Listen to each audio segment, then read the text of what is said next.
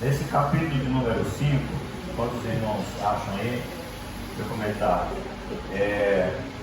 O apóstolo Paulo trata de um incesto. Esse capítulo é para tratar de um incesto que estava acontecendo na igreja de Corinto.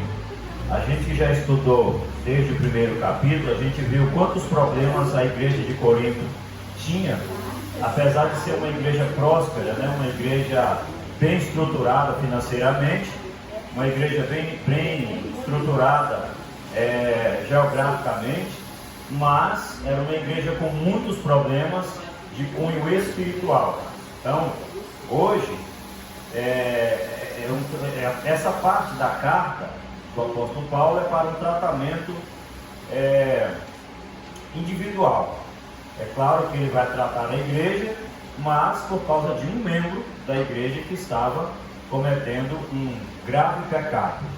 E esse pecado era o incesto. Amém? Louvado seja Deus por tudo que todos os irmãos já acharam, né? Sim. Então nós vamos ler. Diz assim, geralmente se ouve que há entre vós fornicação, e fornicação tal, qual nem ainda é entre os gentios, como é haver quem abuse da mulher do seu pai. E estáis inchados, e nem, ao menos, os entristecestes, por não ter sido dentre vós tirado quem cometeu tal ação. Eu, na verdade, ainda que ausente no corpo, mas presente no espírito, já determinei, como se estivesse presente, que o que tal ato praticou, em nome do nosso Senhor Jesus Cristo, juntos, vós e o meu espírito, pelo poder de nosso Senhor Jesus Cristo, seja entregue a Satanás para a destruição da carne, para que o espírito seja salvo no dia do Senhor Jesus.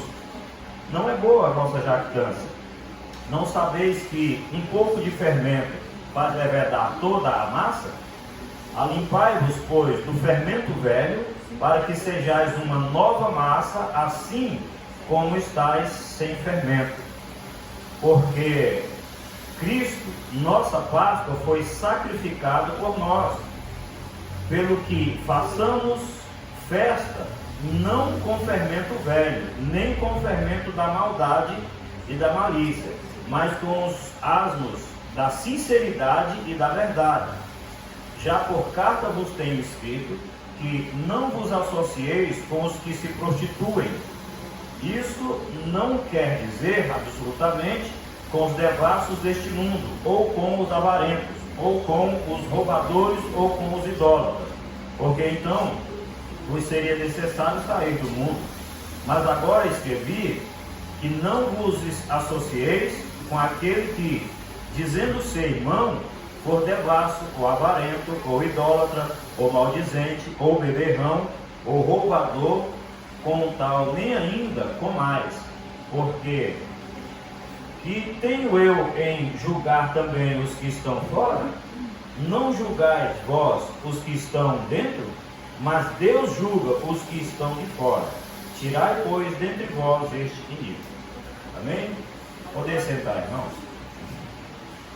Então esse problema aqui da igreja de Corinto, ele foi veementemente tratado, rechaçado pelo apóstolo Paulo, né? O problema, a vida, na verdade, desse homem. É interessante que aqui a gente tem uma pergunta seguinte: o pecado era de um só, mas toda a igreja precisava ser tratada para que esse mal não afetasse mais. Já estava afetando toda a igreja, mas que pudesse ser tratado de tal forma que esse pecado não adoecesse a igreja em si.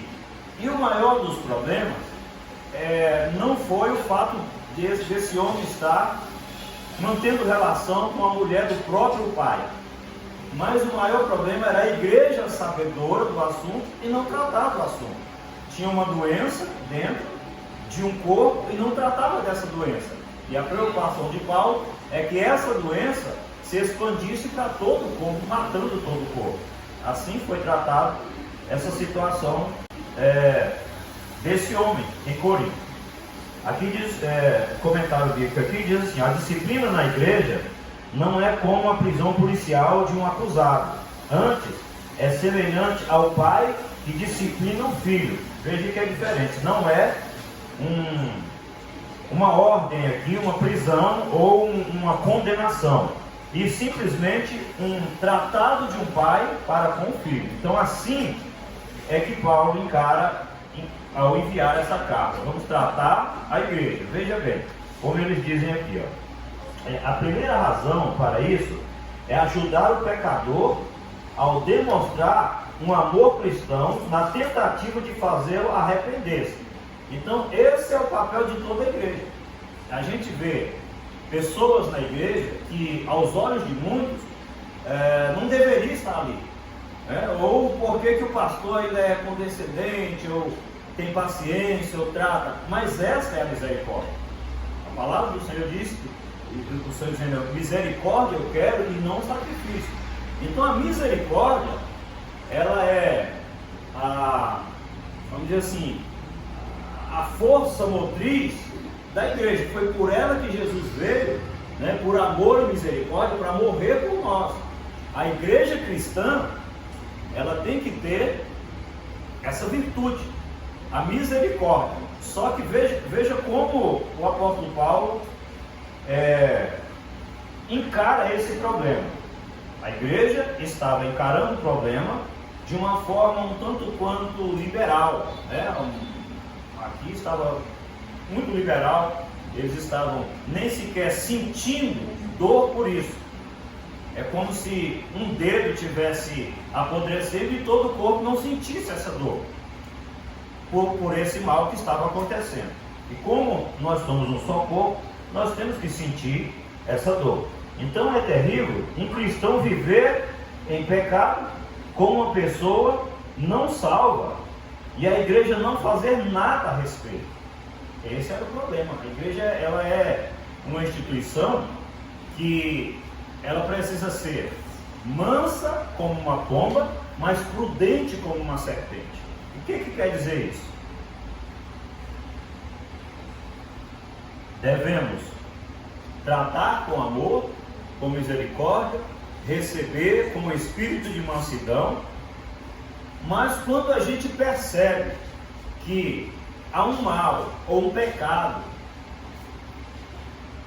colocando em risco a saúde da igreja, a integridade física e espiritual da igreja, aí a mansidão da pomba dá lugar à prudência da serpente. Você vê que a pomba é algo manso, você não vê ela avançar, agredir. A pomba, se você chegar no ninho dela e começar a pegar os filhotes, ao invés dela ir em cima, até a galinha ela vai em cima, O gavião, ou tem uns bichos que vão em cima. A pomba não, ela voa e vai embora. É a mansidão. Agora, a prudência da serpente é o seguinte: ela está ali, não mexeu com ela, ok, ela não mexe contigo, mas vai pisar nela, vai ameaçar ela, vai chutar ela. Essa é a prudência. Por quê? Pisou na cauda dela, vai ser mordido. Por quê? Porque colocou em risco a sua saúde, a sua integridade física, colocou em risco até mesmo a sua vida. E a igreja precisa ter esses dois pontos aí, essas duas virtudes: a mansidão da pomba e a prudência da serpente. Assim é o crente individualmente. Nós não somos estupim curto, como alguns falam. Nós não somos aqueles que não levam desaforo para casa e tal. Mas também nós não podemos deixar que alguém nos faça presa, nos destrua, que acabe com a nossa, vamos colocar pelo âmbito espiritual, com a nossa vida espiritual. Quando nós estamos sentindo que pessoa tal está colocando em risco a minha vida espiritual, a nossa vida espiritual, a minha comunhão com Deus, peraí, pomba, vai embora, pomba, agora é a serpente, a prudência da serpente. A igreja tinha que ser assim, e a igreja não tratou de um problema com a prudência que deve ter a serpente. Louvado seja Deus. Aqui, irmãos,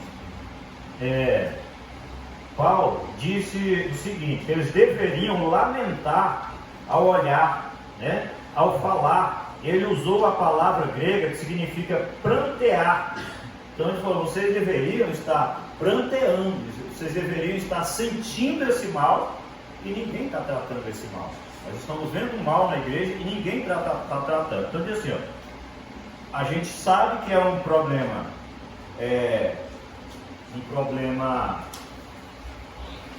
aberto, um problema de todos, um problema não somente particular, um problema geral, então tem que ser tratado geralmente, ok?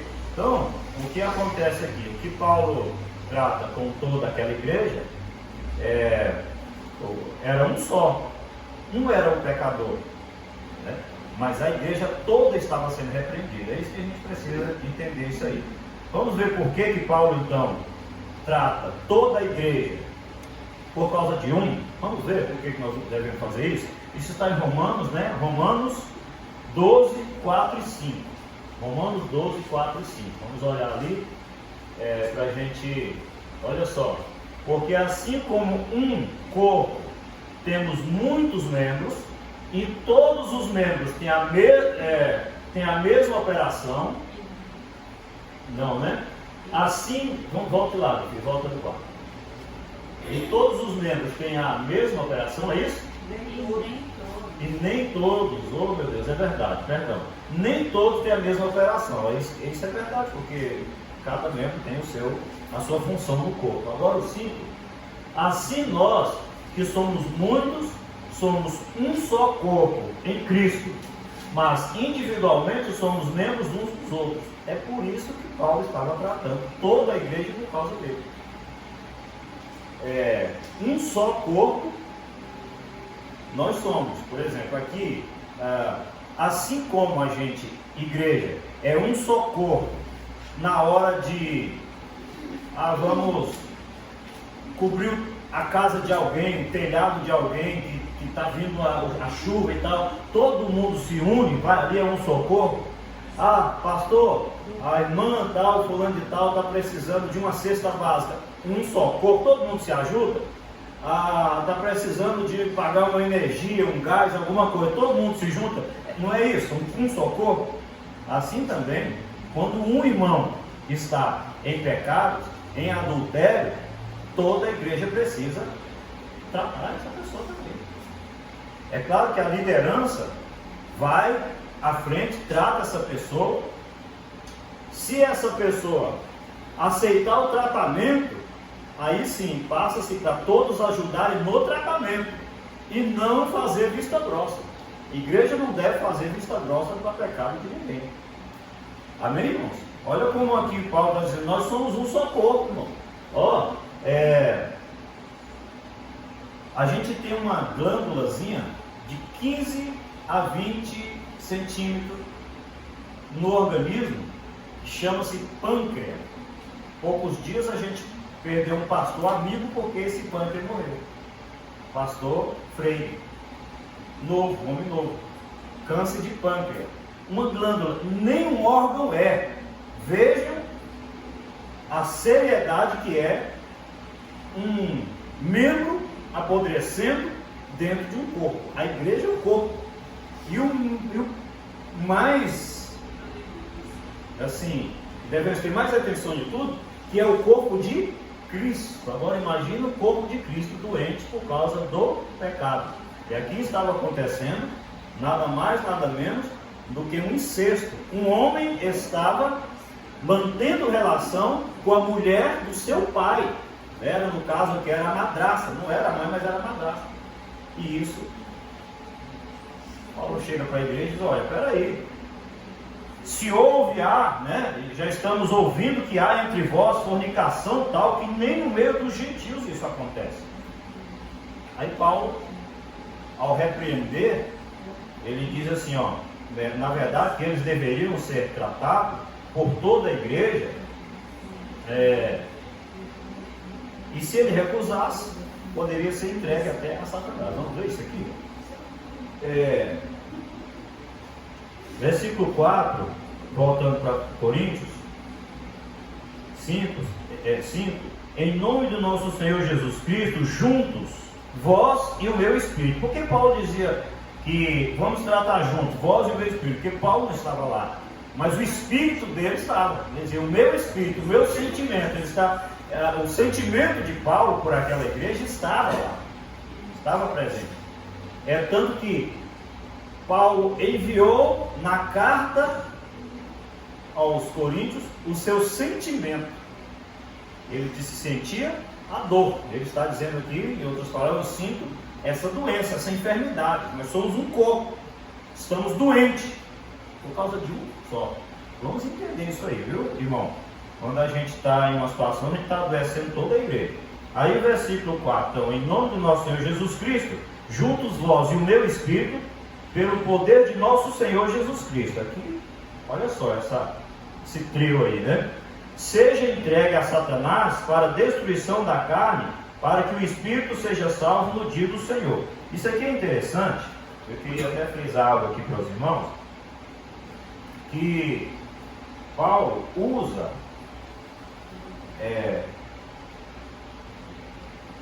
até a ceia do Senhor para falar sobre levedação da massa, um pouco de fermento, mas leveda toda a massa.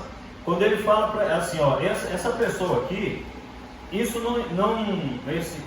esse versículo não está dizendo o seguinte, que a igreja deveria julgar aquele irmão e entregar ele para Satanás, ou não? Trata ele, se ele não recebeu o tratamento, tira ele do convívio da igreja. Observe isso aqui, tirando ele do convívio da igreja, ou seja, aonde é que ele vai estar? No mundo. E quem é o príncipe desse mundo? Quando a gente tira alguém da igreja, da comunhão da igreja e tal, a gente, em outras palavras, nós estamos entregando essa pessoa ao mundo. E entregando ao mundo, quem é o príncipe deste mundo? Quer ver? Podemos observar aqui, Êxodo. Não é, no caso aqui não é Êxodo ainda não. Só um momentinho aí. Vou lá vocês vão disso aí.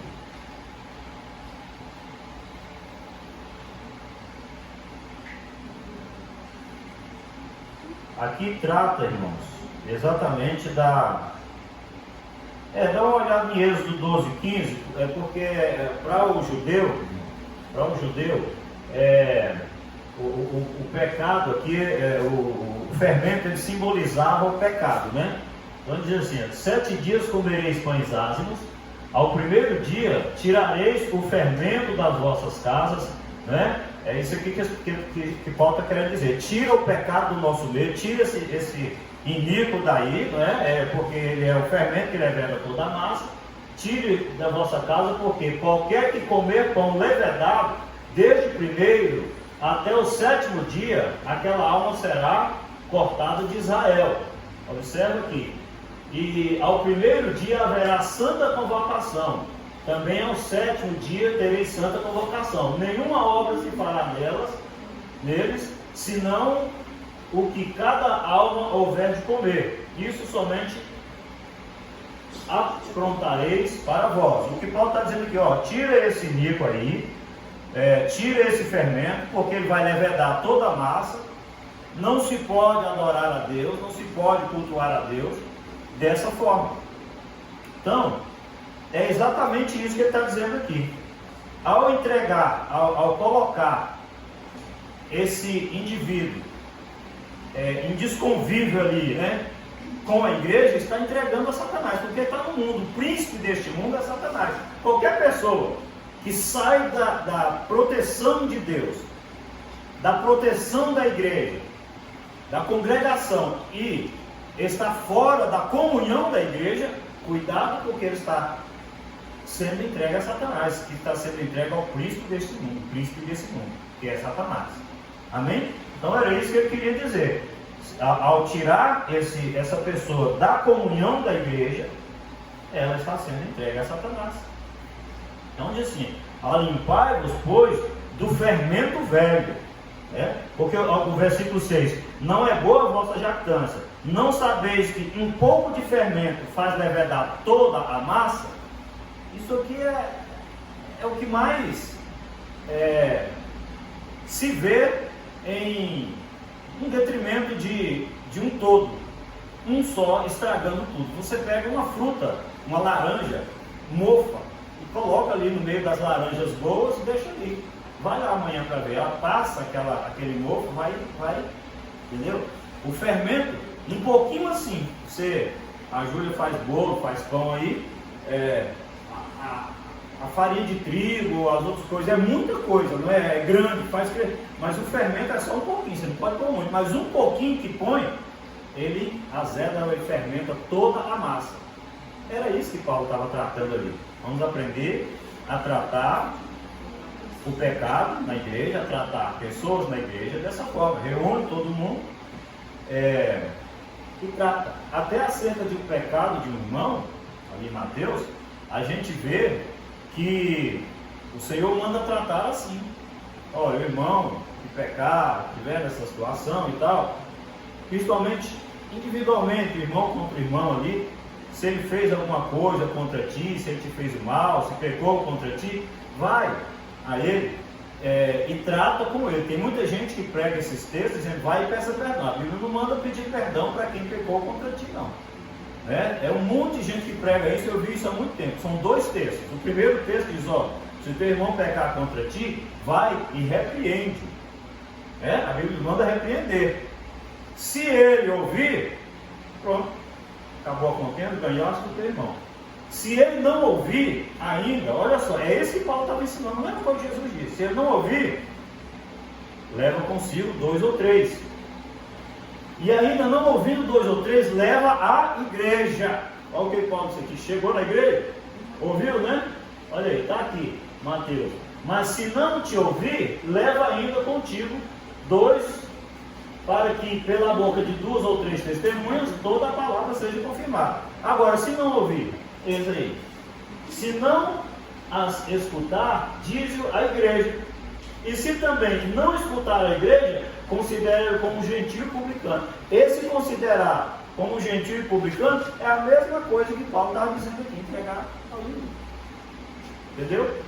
Agora, volto no primeiro versículo que eu falei, que alguém diz, se teu irmão pecar contra ti, vai para essa perdão. Ora, se o teu irmão pecar contra ti, vai e repreende. A Bíblia diz isso aqui. Tem muita gente, pastor, mas a Bíblia, eu já vi tanto alguém dizer que se o teu irmão pecar contra ti, eu tenho que pedir perdão para ele. Se eu for pedir perdão para quem pecou contra mim, eu vou estar alimentando aquele espírito maligno que está na vida desse irmão. Ele vai continuar pecando contra mim. Entendeu? Ele vai continuar, por quê? Me pisou, levantou falso testemunho contra mim, me traiu, fez muita coisa, e eu vou a ele e peço perdão. Eu estou exaltando, eu estou alimentando o espírito maligno que está na vida dele. Mas então, pastor, onde é que está aquele versículo que diz que eu tenho que pedir perdão para o meu irmão? Em Mateus mesmo, quer ver? Que diz assim, se o teu irmão tiver alguma coisa contra ti, aí sim, quer ver? Se o teu irmão tiver alguma coisa contra ti, mesmo, por exemplo, se você vier entregar a oferta, né, ali, da oferta que tiver, deixa a tua oferta aí, vai lá e reconcilia-te com o teu irmão, aí é diferente. Se o meu irmão tem alguma coisa contra mim, aí foi eu que fiz o mal para ele, não ele para mim. Olha como as pessoas confundem isso, né? Portanto, se trouxeres a tua oferta ao altar, e aí te lembrares que o teu irmão tem alguma coisa contra ti, segura aí, não muda ainda não. Se o irmão tem alguma coisa contra mim, quem foi que fez o mal para ele? Fui eu. Aí sim eu tenho que pedir perdão. Quantos pastores pregaram errado a vida inteira, dizendo, irmão, a Bíblia diz que se o teu irmão fizer alguma coisa contra ti, vai a ele e peça perdão. Não. Está confundindo, está misturando esses 2 textos e fazendo um pretexto. Junta 2 textos, né? Pega o contexto, junta os 2 textos e faz pretexto para pregar heresia. Então, portanto, se tiver aí, né? Se tiver alguma coisa contra ti, continua. Deixa ali diante do altar a tua oferta, vai, reconcilia-te primeiro com o teu irmão, depois vem e apresenta a tua oferta. Vai lá pedir perdão para o teu irmão primeiro. Nunca mais vocês vão dizer o que ouvíamos por aí, né? Se o teu irmão pecar contra ti, irmão, vai lá e peça perdão para ele. Isso é antibíblico. Mas tomar cuidado com a interpretação dele, né? Tá bom? Louvado seja Deus. Então, o apóstolo Paulo aqui, voltando aqui, Paulo estava simplesmente dizendo o seguinte: a igreja vai tratar ele. Se ele não se arrepender, entrega, considera como um gentil publicano, como Jesus ali, ou entrega a Satanás. É isso. Mas o importante é limpar a igreja desse fermento mau. Para os judeus, desde a primeira Páscoa, o fermento representava o pecado. Por isso Jesus tratou assim, Paulo tratou assim também. É o fermento, é o pouco de fermento que está estragando toda a massa. Trata essa doença. Se a gente pegar isso aí e levar, isso é um tratamento que é para toda a igreja. Tratar um membro, aqui Paulo está ensinando a igreja de Corinto como tratar o pecado de um membro para que toda a igreja não adoeça. E com relação à minha vida, a vida espiritual individualmente, se a gente, a palavra do Senhor diz, se o teu olho te fizer pecar, arranca ele e joga fora, porque melhor é entrar cego no céu do que com os 2 olhos no inferno. É a mesma coisa. Tem alguma coisa em nós que está nos fazendo pecar, está colocando em risco a nossa integridade espiritual, está colocando em risco a nossa salvação, arranca isso de nós. Um desejo, um sentimento, um costume antigo, arranca, tira. É tratar o pecado. Irmãos, por que a gente vai ao médico? Não é para tratar a enfermidade?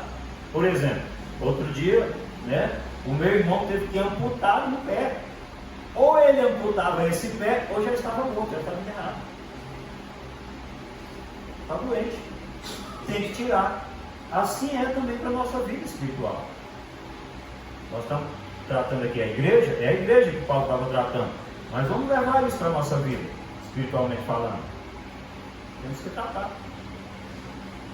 É algo que está nos entristecendo, nos angustiando. Um mal que eu estou fazendo, isso aí não é que os outros estão fazendo, é que eu estou fazendo. Eu estou cometendo, digamos assim, individualmente, cada um. Não estou aqui apontando nem A, nem B, nem Fernando, não. Mas a pessoa deve olhar para si. E tem muita gente que culpa os outros pelos seus pecados, que é muito mais fácil culpar os outros pelos seus erros do que assumir os seus próprios erros, não é verdade? A gente às vezes culpa A e B. Por exemplo, tem tanta gente que sai da igreja por causa do irmão que não deu a paz do Senhor, que não gosta, ou pastor, ou alguma coisa. Mas o dono da igreja é Cristo, a igreja é Cristo, ele não pode sair do corpo de Cristo, O meu pé, ele não pode sair de mim por causa que ele não gosta dessa mão, porque essa mão não coça ele, só a direita que coça, não. Ele tem que permanecer no corpo. O irmão está na igreja porque ele é corpo de Cristo. Ele é corpo de Cristo. Ele não pode sair do corpo. Ele não pode se desviar, abandonar. Eu, nesses 25 anos de pastorado, que já vi de gente sair da igreja por causa de fulano ou de Beltrano. Só que sai, se entrega a Satanás por causa de fulano e Beltrano. Fulano e Beltrano vai para o céu, e a pessoa que se enfureceu, ficou com raiva, se inchou, foi embora, perdeu sua salvação. Não adianta, não é? Então a gente precisa estar em Cristo independentemente dos outros membros. A gente deve tirar aquele membro doente e não sair por causa do membro doente. Não estão entendendo? Eu tenho uma coisa comigo com relação ao obreiro. Pastor, está difícil aquela igreja, não cresce, não se desenvolve, não ganha. Eu vou sair daquela igreja. A pior falha que existe é o obreiro abandonar a obra porque a obra não está crescendo. Quem é que deveria estar fazendo a obra crescer? Não é o obreiro? O obreiro abandona a obra, porque a obra não está crescendo. Aí vai para uma obra grande que já está pronta. O que esse obreiro vai fazer aonde a obra já está pronta? Né? Reclamar da obra. Reclamar da obra. Acho que vai reclamar da obra.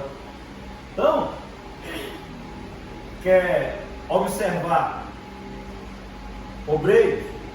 É aquele que a igreja está com dificuldade, está em oração, está passando por isso, tem pecado para tratar, e ali está ele. Está lutando, está tratando, está evangelizando, está se esforçando para trabalhar. Essa é a nossa função. Trabalhar. Agora, ali aquele obreiro estava doente. O cara tinha que ser tirado. Ou tratado, se não aceitasse o tratamento, tinha que ser tirado. Então Paulo diz, ó, vamos tirar esse fermento, vamos limpar. Hoje um pouco de fermento leveda toda a massa. Pelo que façamos festa, não com o fermento velho, nem com o fermento da maldade e da malícia, mas com os asmos da sinceridade e da verdade. Olha, diz, ó, a igreja precisa adorar a Deus. A igreja precisa estar em comunhão. A igreja precisa sentir a presença do Espírito Santo, precisa adorar. E tem um fermento aí que está impedindo a manifestação da graça, da virtude, do poder. O fermento velho está impedindo a igreja de fazer festa para Deus. Vamos tirar o fermento velho e vamos festejar com o fermento novo, com o Espírito Santo de Deus. Vamos festejar, mas não deixar de festejar. A igreja não pode. Olha o Salmo 6, celebrar e com júbilo ao Senhor, todos os moradores da terra. Servir ao Senhor com alegria e apresentar a Ele com cântico. Saber que o Senhor é bom. Foi Ele e não nós que nos fez, povo seu e ovelha do seu pasto. Então, nós estamos na presença de Deus para adorar a Deus, para glorificar a Deus. Se tem alguém que está em pecado, não aceitou ser tratado, não quis ser tratado, mas pelo contrário, continuou, pelo que Paulo está dizendo aqui, é que aquele homem não queria largar a esposa do pai dele, a mulher do pai dele. Já pensou? Estava em incesto, relação com a própria madrasta. E a igreja tratava e não queria abandonar. Isso aqui é tão grave, que o apóstolo Paulo diz que nem os gentios faziam tal coisa, nem os ímpios faziam tal coisa. Versículo de número 1, voltando, a gente foi, mas a gente pode voltar. Geralmente se ouve que há entre vós fornicação, e fornicação tal, que nem ainda entre os gentios, como há de ver quem abuse da mulher do seu pai. Ninguém faz isso, só agora, dentro da igreja.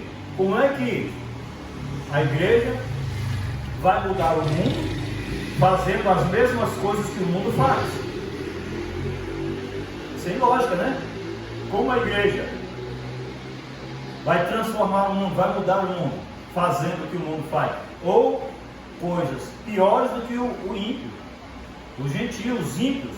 E olha que o povo desde aquela época eram os grandes pecadores, os bárbaros mesmo, pecados, né, horrendos, horríveis. E aonde é que estava o pecado? Neles, lá no mundo? Não, dentro da igreja. E a igreja não estava tratando desse problema. Então essa carta aqui, ela foi assim, desde o início a gente está vendo. Primeiro Paulo trata coletivamente os grupos, né, as dissensões na igreja, o partidarismo na igreja, tudo isso nós estudamos. Agora ele vem tratar o incesto dentro da mesma igreja. Ele pega a mesma carta e vai tratando tudo quanto é doença no meio da igreja. A gente vê que a igreja estava com muitos problemas, muitos problemas. E tinha muita gente. Pastor, era uma igreja vazia? Não. Você vê que só grupo de partidário tinha 4 partidos ali dentro, né? Partido de Paulo, de Cefas, de Apolo e de Jesus. 4 partidos dentro da igreja. Então, dá para fazer uma eleição, né? Era muita coisa, né? E aí, Paulo dizendo o seguinte aqui: pelo que façamos festa, já vimos aqui, né? Versículo 9: já por carta vos tenho escrito que não vos associeis com os que se prostituem. Paulo diz: já escrevi, não vos associeis, não tenha nenhum tipo de sociedade, quanto mais comunhão espiritual com aqueles que se prostituem. E olha o que ele está dizendo aqui, que ele estava falando dos que estavam dentro do templo. Paulo foi incisivo em dizer: olha só, isso não quer dizer absolutamente com os devassos deste mundo. Não falando do mundo não, está tratando da igreja, ou com os avarentos, ou com os roubadores, ou com os idólatras, porque então vos seria necessário sair do mundo. O que Jesus Cristo, ao orar pelos seus discípulos, a Deus, Jesus falou: Pai, eu não quero que os tire desse mundo, mas que os livre do mal. Nós estamos nesse mundo. Paulo diz: não, você vai precisar comprar no mercado do ímpio, né? Você vai precisar andar no meio deles, até tratar com eles, que é para ganhá-los para Cristo. Mas não deve ter sociedade com aquele que conhece a palavra de Deus, conhece a verdade e anda no pecado, anda na impureza, anda no erro. O que Paulo está dizendo aqui? Mas agora eu escrevi que não vos associeis com aquele que, dizendo ser irmão. Você viu o que Paulo está tratando? A igreja. Não está falando do mundo não. Aquele que, dizendo ser irmão, for devasso, ou avarento, ou idólatra, ou maldizente, ou beberrão, ou roubador, como tal, nem ainda com mais. Isso aqui é tão sério. Presta atenção. Se você for levar esse versículo ao pé da letra, não deve nem almoçar, nem tomar café, nem fazer um lanche na casa de quem não entrega dízimo. É terrível, né? Como assim, pastor? Eu não posso comer na casa de quem não entrega dízimo? Presta atenção. Mas agora escrevi que não vos associeis com aquele que, dizendo ser irmão, for devasso, avarento. Não, eu não vi, pastor. Ou idólatra também não, pastor. Maldizente não. Beberrão também não. Ou roubador. Está aí. Vai para Malaquias 3, 7. Diz que eles roubam de Deus. Já pensou como a Bíblia nos leva a uma reflexão bem profunda? É a palavra, não estou aqui julgando não. Eu, longe de mim, apontar ou dizer. Mas a palavra de Deus não te proíbe almoçar na casa de um ímpio. Por quê? Porque a Bíblia diz que Deus não leva em conta o tempo da ignorância. O ímpio não entrega dízimo, mas a Bíblia não te proíbe almoçar na casa dele. O crente que rouba, a Bíblia diz, nem deve comer com ele. Vamos ver o versículo? Com tal, nem ainda com mais. Não deve comer com ele. É sério, né? É uma coisa... Rapaz, eu não vivo falando de dízimo. Gosto de falar, graças a Deus, essa igreja, eu creio que é todo mundo dizimista. Eu não olho a lista. Quem é tesoureira é a minha esposa. Eu não olho a lista. Né? Não sei. Mas, olha o que a palavra do Senhor diz. Irmãos, a Bíblia diz que somos amaldiçoados. Com maldições, somos amaldiçoados. Até isso. Vamos lá para Malaquias 3, 7. Só para a gente dar uma passada. Chegou aqui, né? Ele está tratando tudo, né? Desde os dias de vossos pais, vós desviastes dos meus estatutos, e não os guardastes. Tornai-vos para mim, e eu vos tornarei para vós. Ele está falando de finança mesmo, de dízimo. O Senhor dos exércitos. Mas vós dizeis, em que havemos de tornar? Versículo 8. Roubará o homem a Deus? Todavia vós me roubais, e dizeis, em que te roubamos? Nos dízimos e nas ofertas. A Bíblia diz que é roubo. Vamos mais. Com maldição sois amaldiçoados. Por que roubais a mim? Sim, toda esta nação. Tá bom, só até aí. Com maldições sois amaldiçoados aqueles que roubam a Deus. E aqui Paulo diz, não comais com ele. Aquele que diz ser crente e rouba. pratica idolatria, é maldizente, beberrão, roubador, não se una a ele. E aí, ele trata toda a igreja por causa desse irmão, porque a igreja fica mal falada. Já pensou? É da igreja fulano e tal, é da igreja do pastor e tal. Tem gente que não usa nem o nome da igreja, é da igreja do pastor fulano. Então, olha lá, no Brasil para Cristo. E isso tudo, o nome de Cristo estaria no meio. É da Brasil para logo de nossa igreja. Não, então eu vou para a Assembleia é de Deus.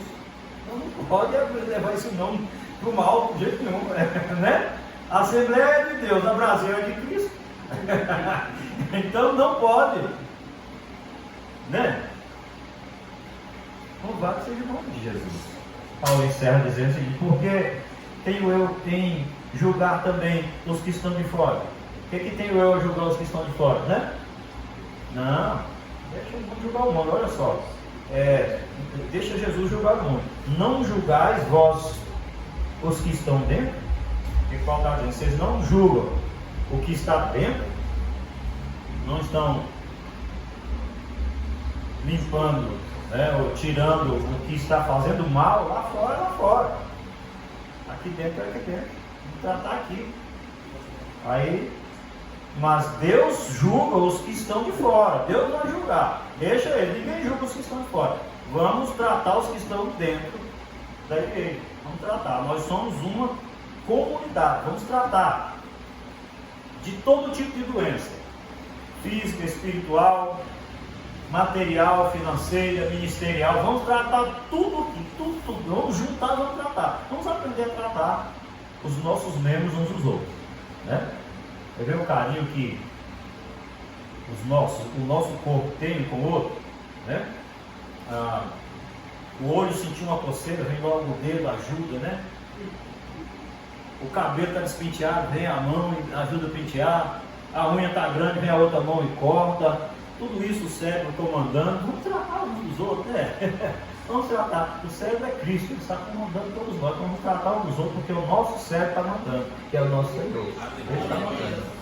Ele está mandando a gente tratar um ao outro, mas ninguém julgar. Ninguém, né? Vamos tratar um ao outro. Vamos tratar uns aos outros. Isso aqui foi Paulo, mas Cristo ainda foi assim, misericordioso, né? Com amor, cuidando, fazendo com que as pessoas, principalmente os deles ali, o apóstolo Pedro, né, que tinha um temperamento explosivo e tal. Como Jesus tratou Pedro, né? Como Jesus tratou Pedro? Pedro foi tão tratado, um homem que dizia: não conheço esse Cristo, negou a Cristo, né? Não e tal. Na hora da sua morte, ele diz: me crucifiquem, segundo os historiadores aí, diz: crucifique de cabeça para baixo. Por quê? Porque eu não sou digno de morrer na mesma posição do meu mestre. Louvado seja Deus. O Espírito de Deus trata, Jesus trata, o Senhor nos trata, e é para ele, para a perfeição dele, para a glória do nome do Senhor. Amém? Louvado seja Deus. Ontem, nós já vamos encerrar. Ontem eu gravei um texto ali que a Érica pediu, né? Uma coisinha tão simples, onde dizia: e viveu Jó, depois de tudo isso, né, 140 anos. Quem poderia julgar um homem lançado na sarjeta? Sarjeta, assim, eu digo da vida, né? As cinzas, assim, raspando com um caco de telha. A mulher dizendo: morre logo, rapaz, já está fedendo, né? Parafraseando: já amaldiçoou esse Deus e morre.